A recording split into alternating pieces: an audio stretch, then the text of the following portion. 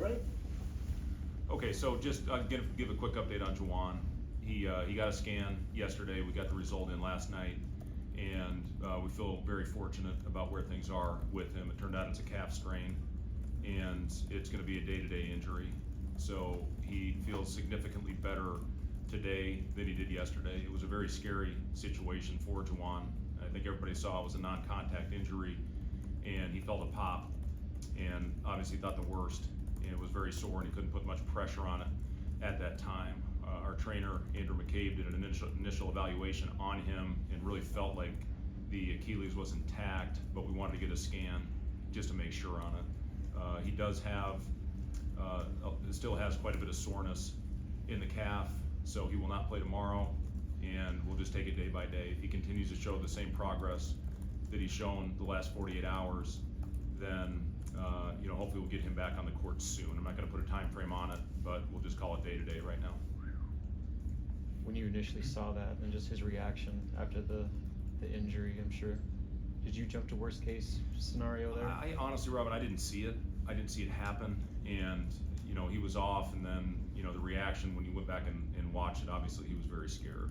And when I was told it was a non-contact injury, yeah, sure, you immediately think the worst. But it was great to see him as the day went on. He was on crutches all night, but the next morning we talked to him and he said he was walking on his toes a little bit, and that's probably a pretty good sign when it comes to your Achilles. So again, we feel very fortunate. Obviously we need him.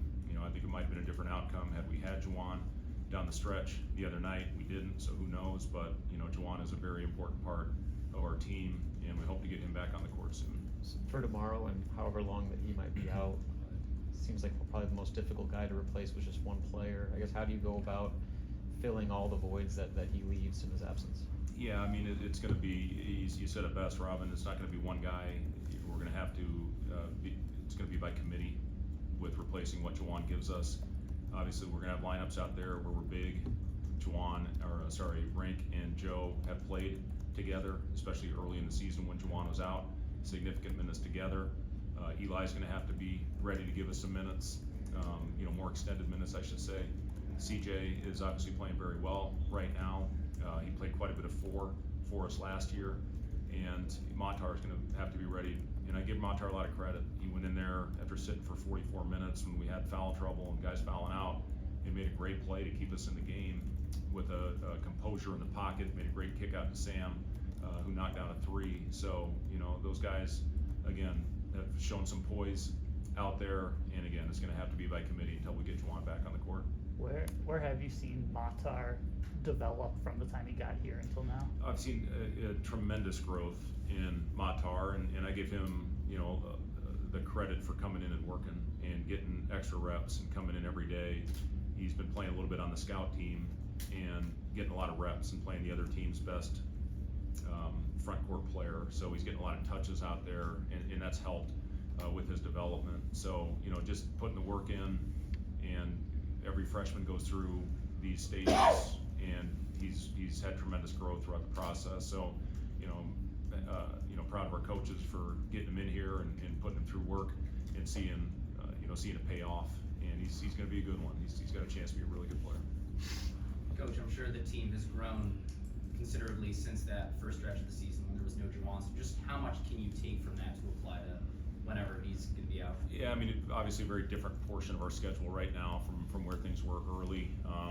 We had a pretty significant stretch last year where we lost Juwan, and it took us a little while to adjust. And once we lost Juwan and then we lost Emmanuel, our guys found a way to regroup and play some of our best basketball at the end of the season.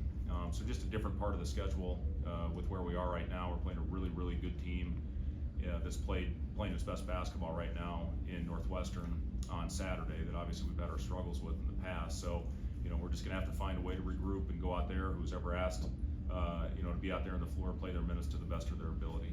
And again, I'm confident with these guys. Obviously had a couple tough setbacks and two tough places to play. And as I told our guys after the game the other night and the next morning in the film session, we're a damn good basketball team. And you don't go on the road in an environment like we faced in New Jersey and have a double-digit lead if you're not a damn good basketball team. And things did not go our way, obviously, down the stretch in those last 9 minutes of the game, but you don't build that lead if you don't have a good team. You don't have a 15-point lead in their first Big Ten road test if you don't have a damn good basketball team. I know the sky's falling in right now. You know, that's what I challenge our guys. Do not look at what people are saying, whether it's up here or whether it's down here, whether it's the media, whether it's the fans, whoever it is, we got to stay more even. We can't ride the roller coaster of emotions. And, you know, it's a tough time to play in the social media era that we are in right now. But we got to be more even. We can't be as emotional as we've been in the last couple games when things haven't gone our way. And then again, when they walk in and you see them licking their wounds a little bit, you know they're reading everything out there. Teams aren't winning a lot in the road right now, and we're part of that. We're 0-4 in this league, but we've shown we're capable. You know, I think a lot of people forget we had a 16-point win on the road against a team in the Big 12 that's 5-1 right now. So we've shown that we have the ability to do it. We got to be more consistent. There's no doubt about that. We have to be more consistent to finish these games off and get the winning column in this league on the road to know we can do it. We have to protect home court. We have to continue to do the things that we've done in the 3 really good wins that we've had at home. But I've challenged our guys. You got to put that stuff aside. You can't read it. You can't have the highs and lows that go along in this business. It'll drive you crazy. And, you know, hopefully our guys buy into that. Right, finishing games, since you brought that up, what needs to happen differently from a basketball perspective for the outcome to be different? Well, that's different things. I mean, the other night it was rebounding, obviously. I mean, we could not get a rebound. You find a way to get 2 of those, and we're on the other end of it. But again, Juwan's out and Joe Fowle's out. We just could not go out there and get it. You know, those things happen. And, you know, obviously the execution in the second half, the last 9 minutes, we did some really good things, and we tried to stick with that formula. You know, we missed a wide open layup in that. We missed 2 wide open threes where guys were within 5 or 6 feet. We missed a 1-on-1 free throw. We had opportunities that we just didn't capitalize on.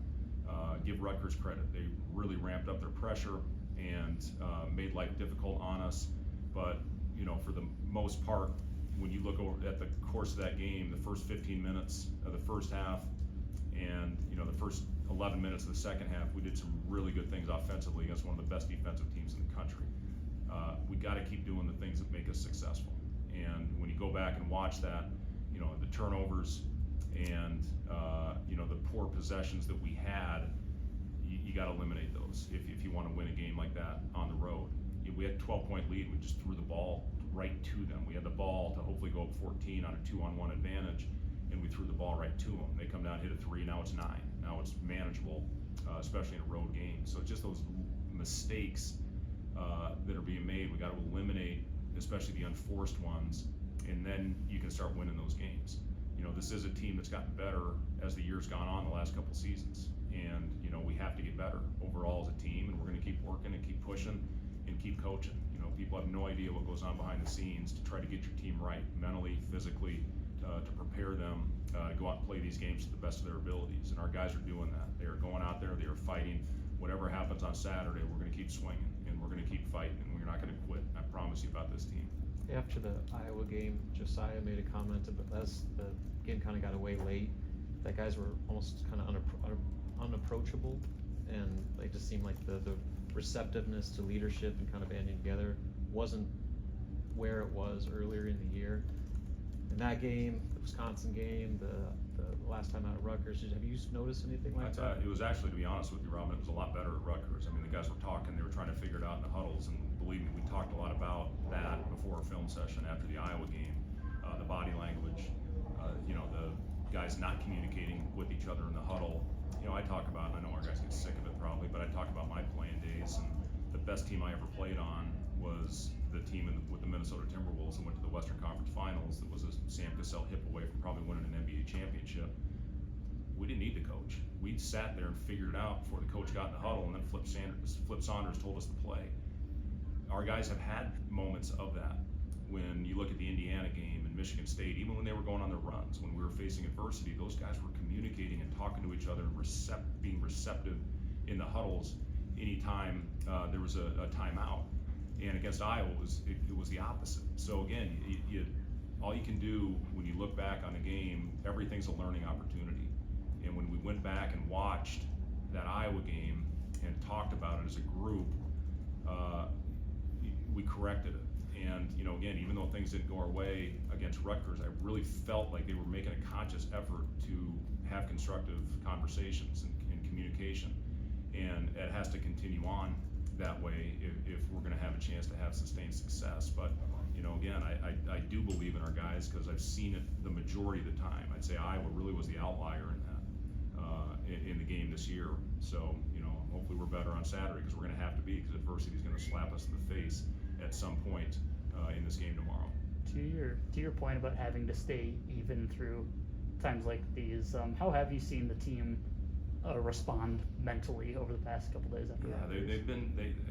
Listen, this is a tough stretch. It's actually very reminiscent to me. It reminds me a lot of what happened after Penn State last year. You lose Emmanuel, you have a long flight, a 3.5-hour flight home. You get back late. This one was a lot later than, I think Penn State was an afternoon game last year. You get back, you're in your bed at 3:30, and guys probably didn't fall asleep till 5. So yesterday was a mental day. We were going to go a little bit harder than we normally do because of today being the day before an early game. So we got to bounce back. And it's yesterday our guys were locked in. We did a little bit of live stuff. A few guys didn't just because they're banged up. And then today, we got them up and down, probably a little more than we normally would in an afternoon game. But I felt we needed it. We had to have that after what happened to Rutgers. So yeah, the guys respond. I know I talked about that in the last game, going into Rutgers, and we played against a pretty darn good stretches of basketball, but didn't finish the job. And that's, at the end of the day, all that matters. So, now we got to find a way to close it, to get confident, to know we can win those games. Even though we ran away with, at the end of the day, Purdue, we made big plays down the stretch. Michigan State took a lead with under 3 to go. We made plays down the stretch. Indiana, we extended the lead down the stretch. So we've shown that we can do it in this building. Now the challenge is doing it away from this building when the hostility of the crowd starts happening. So, we just got to continue to go out there and hopefully protect home court and find a way to start finishing games on the road. But again, the thing that I am excited about is we've had double-digit leads on the road. We came back from a 15-point deficit at Iowa. We gave ourselves a chance. We had a lead with 14 minutes to go. Now we got to correct the endings, and if we do that, we're going to be fine. We're going to be just fine. Just besides Garden, Bowie, what are the keys against Northwestern? Yeah, they're so good. They're so smart. Chris does a hell of a job with this team. Bowie is, in my opinion, top 5 point guard in the country, and just his ability. He shoots that floater from 16, 17 feet like it's nothing. He's just got every trick in the bag. He's a great finisher. He's a great passer.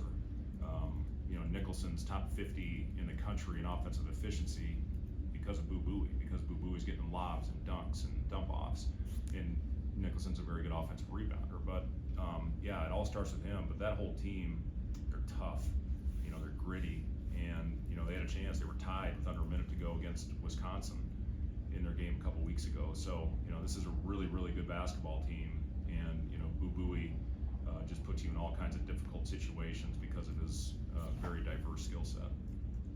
Coach Nebraska's going to honor the 93-94 team tomorrow. What do you remember about that team in your playing days? Yeah, that's why I was late coming in here, because I was talking to a lot of those guys out there. It was a special team. They whooped us twice that year when I was at Iowa State, and they had everything. Pikowski was the go-to guy. He was so hard to guard. Jerron Boone was so good with the ball in his hands. Eric Strickland with his toughness and his ability to shoot.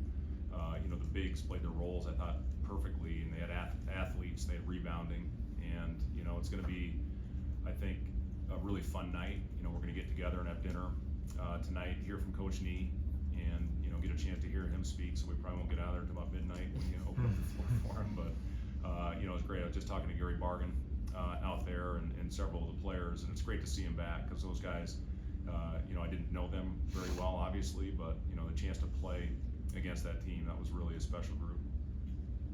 Coach Nee, what do you think, Fred, that he means to where this program is at today? Say it again. What are your impressions of Coach Nee and what he means to this program? Yeah, Coach Nee did a home visit with me in Ames, and he was a hard guy to say no to. And I think when you look at the talent that he brought in to Lincoln, it shows why he had the best stretch of basketball in the history of the program. And he was on my radio show, it's probably 3 weeks ago now, I guess, and Greg Sharp asked one question, and then he just went on for a half an hour. It was great to hear him, because I caught up with him a few times over the years, but just to be able to sit there, I tried to interject once or twice, and I just you know what, I'm just gonna let Coach go. But yeah, he's meant a lot to this program. I mean, some of the best seasons, obviously, in the history of the program. So he's gonna get a great ovation. He deserves it, and it'd be great to have him back in Lincoln.